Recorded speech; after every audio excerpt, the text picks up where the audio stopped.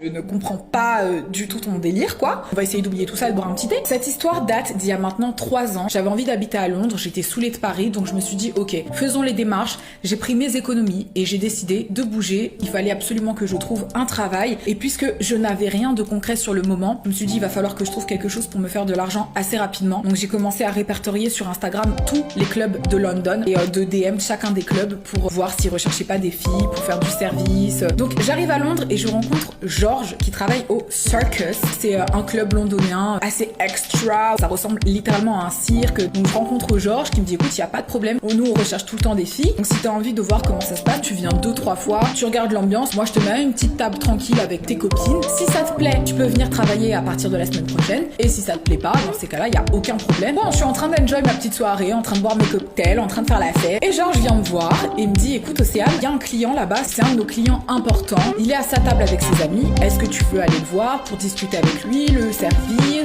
Je dis non, je me sens pas encore de faire ça, donc j'attends un petit peu et je te dis ce que j'en pense. Dans l'intention de préserver l'anonymat de chaque personne, j'ai donné le prénom de Stalactite à l'individu concerné. Donc bref, il y a Stalactite qui vient me voir, qui me dit tu t'appelles comment? Je te regarde depuis tout à l'heure, je te trouve très charmante. Moi je me dis oh my god, c'est le client en question, the fuck, pourquoi il vient me parler? Écoute, si t'as envie de boire un verre à ma table, tu es la bienvenue, j'aimerais beaucoup discuter avec toi. Je lui dis écoute, merci, ça va. Il me dit ouais mais t'es toute seule. Je dis je suis toute seule certes, mais c'est dans l'intention de potentiellement travailler ici. Ah donc tu vas bientôt travailler là? Je lui dis je sais pas encore, je viens d'arriver à Londres, je suis de Paris et je sais pas si je veux travailler ici, mais en tout cas je l'envisage. Il me dit ah c'est cool et tout, bah moi c'est un club que je connais bien, j'aimerais vraiment venir ici, et puis si j'ai envie de te revoir, ce sera beaucoup plus pratique pour moi si tu travailles ici. On rigole, ha hi ha ho. Une petite stalactite relativement charmante, son petit costume, il était là en mode stalactite quoi. On échange nos numéros, après tout c'est quelqu'un de sympathique, je suis en train de me faire quelques contacts, j'ai des amis mais j'ai pas...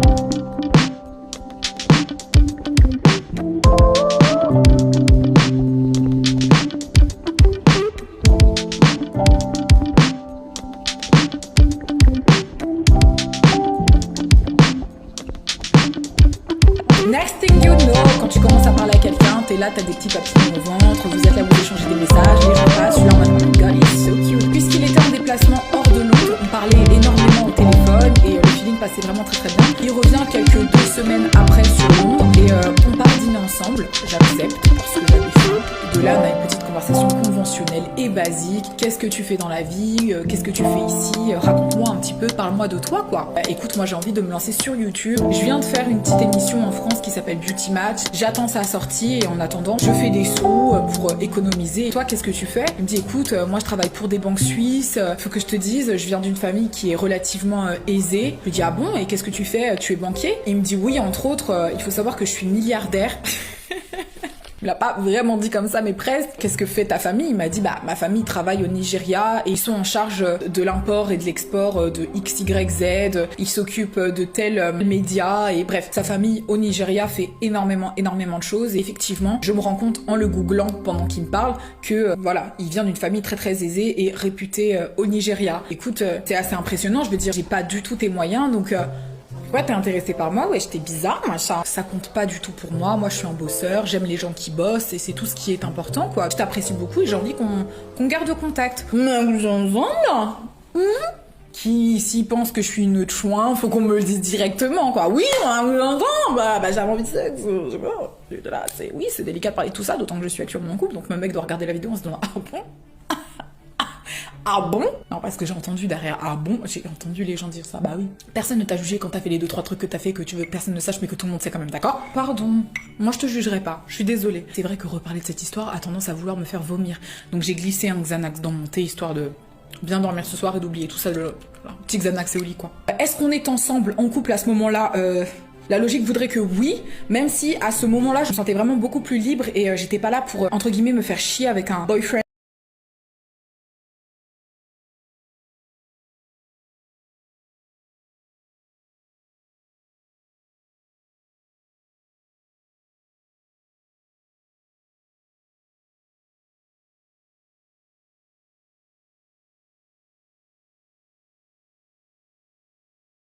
hyper féerique, c'est vraiment comme un jardin. Et franchement, c'était magnifique, c'était trop joli. Tu pars là-bas pour boire un petit thé avec tes amis et c'est très intimiste et mignon. J'arrive dans ce salon de thé et de là, je vois Stalactite avec un ami à lui. On appellera Mallette parce que c'était un homme d'affaires, voilà, en costume. On va l'appeler Mallette. Je pensais que c'était que nous deux, quoi. Et il dit, ah, t'as envie que mon ami parte? Non, non, pas du tout. Je suis désolée, je pense qu'on s'était mal compris. Et ensuite, il me dit, écoute, on est en plein meeting, donc si tu veux, on termine ça et on peut se voir après.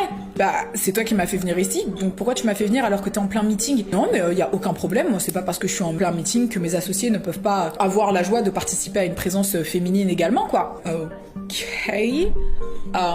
On va considérer ça comme de l'humour anglais, parce que je ne comprends pas du tout ton délire, quoi. On va essayer d'oublier tout ça et de boire un petit thé. Je le sens un petit peu tipsy, un petit peu bourré, quoi. Les blagues lourdes se répètent, ce qui devient extrêmement malaisant. Oh, she's from Paris. Ouh là là, oui, voulez-vous coucher avec moi? Oh, je vais coucher avec toi. J'ai déjà couché avec Kel. The fuck, ça laisse un blanc genre hyper malaisant et son ami est là et lui n'a pas bu d'alcool et ça se voit, il est extrêmement mal à l'aise. Du coup je rigole bêtement à la blague, c'est un rire jaune quoi, je me dis mais il est trop chelou. Si je m'énerve, est-ce que c'est justifié ou est-ce que c'est juste son humour? On a passé de bons moments, t'es relativement charmant, enfin qu'est-ce que t'es en train de faire? Genre t'es grave chelou là. Alors je lui laisse le bénéfice du doute mais il me fait quand même passer un moment relativement embarrassant et je rigole pas à ses blagues, j'ai l'impression d'être un peu objectifiée. Tu me trouves pas drôle? Non, je ne te trouve pas drôle.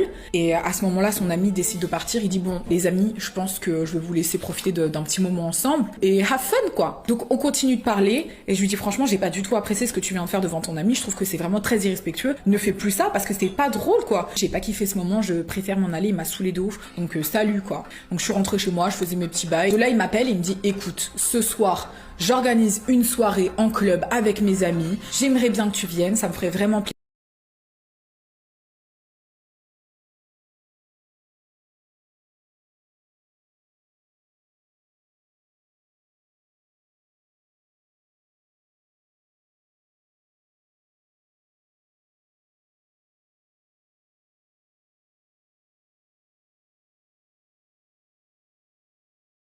Il m'accueille, il me prend dans les bras, il m'embrasse, mais de manière insistante. Il est dans un état, c'est juste pas possible, il est complètement bourré. Bonjour tout le monde, salut Océane, enchantée. Salut, hey Océane, bienvenue, tiens, une coupe de champagne. Ok, let's have fun. On est là, on danse, on passe vraiment un très bon moment. Stalactite commence à sortir avec moi du club pour me raccompagner à un taxi pour que je puisse rentrer chez moi parce que le lendemain, je travaille, je préfère rentrer chez moi. On passe juste à côté d'un couple. Stalactite arrête ce couple et s'adresse au mec en lui disant « Mais t'es qu'une grosse...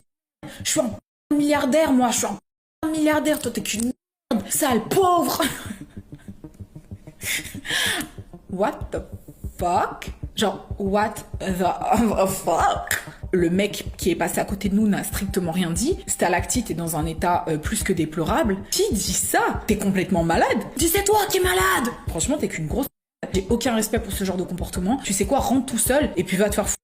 Donc je rentre chez moi, je bloque son num, fous trop la haine, je le calcule pas, il m'a saoulé, une fois pas deux en fait. Enfin clairement ça s'est passé 2 fois, donc 2 fois, pas 3. Tu peux me faire ça genre 44 000 fois, mais franchement au bout de la 45 millième, ça va pas le faire. Il m'écrit des messages depuis un autre de ses téléphones, donc je ne calcule pas ces messages non plus. En ce qui me concerne, j'ai trouvé un job beaucoup plus stable dans l'horlogerie, donc j'ai clairement pas son temps, je suis actuellement en train de vendre des Patek Philippe, je n'ai pas le temps pour tes conneries. Il décide de m'appeler un soir, j'ai réfléchi beaucoup avant d'accepter, finalement je me dis bon, pourquoi pas, écoutons quand même ce qu'il a à dire. Allô, allô, ça va? Ouais, et toi? Ouais. Blanc. T'as rien à me dire? Bah non, j'ai rien à te dire. D'accord, tu boudes? Non, je boude pas. Quel bâtard. C'est un manipulateur, hein. Non, je te dis ça parce que ça fait un petit moment que j'ai pas tes nouvelles, donc je voulais savoir vraiment comment t'allais, qu'est-ce qui se passe. Et de là, je lui dis, écoute, j'ai absolument pas apprécié ton comportement de la semaine dernière que j'ai trouvé impardonnable. C'est pour ça que j'ai pas envie de te parler plus que ça, quoi. Et il me dit, c'est une erreur, ça se reproduira pas. L'alcool a beaucoup joué, j'étais pas dans mon état normal. Laisse-moi te montrer que je suis pas vraiment comme ça. Donne-moi une petite chance, laisse-moi t'emmener au restaurant et tu me diras ce que t'en penses après cette soirée.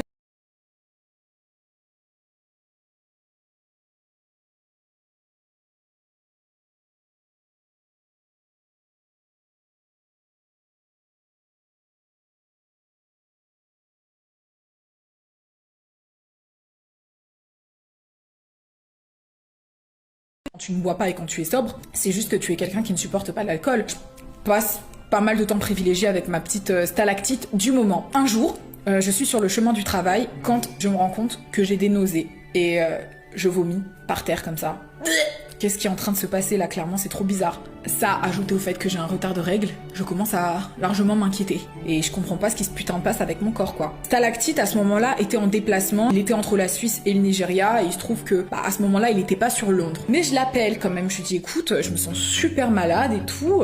Ça va pas, quoi. Il me dit, t'es enceinte, ça? Non, arrête de raconter des conneries, c'est pas possible. Je prends la pilule. Il me dit, écoute, tu devrais quand même peut-être faire un test de grossesse parce que là, t'es en train de me décrire les symptômes d'une fille qui est potentiellement enceinte, quoi. J'ai quelques jours de retard, mais c'est rien d'affolant, quoi. Je suis jamais vraiment réglée comme une horloge. Franchement, je te conseille de faire un test de grossesse parce que c'est un peu chelou. Donc, je prends mon petit test de grossesse et je prie, en fait. Je me dis, il faut impérativement que ce test soit négatif. Et il s'avère être positif, ce test. Alors, je pleure dans les toilettes. En fait, j'ai l'impression que le monde s'écroule. Je veux pas du tout être enceinte, je veux pas d'enfant, j'ai pas le temps pour ces conneries, j'ai trop de projets, je veux pas, je ne peux pas. Il y a pas de retour en arrière, ça veut dire que là, t'es enceinte. Genre, c'est pas, tu dois prendre une pilule du lendemain, c'est trop tard, tu es enceinte maintenant. Donc, je suis en PLS total, j'appelle Stalactite. Écoute, c'est un peu cliché, mais je suis enceinte, quoi.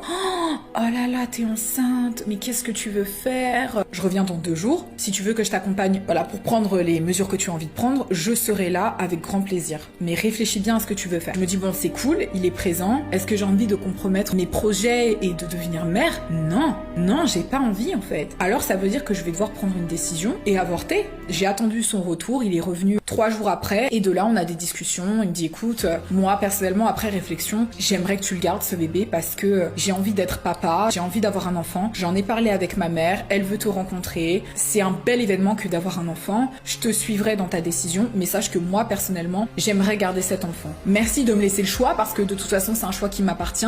Merci d'être présent, mais personnellement, j'ai pas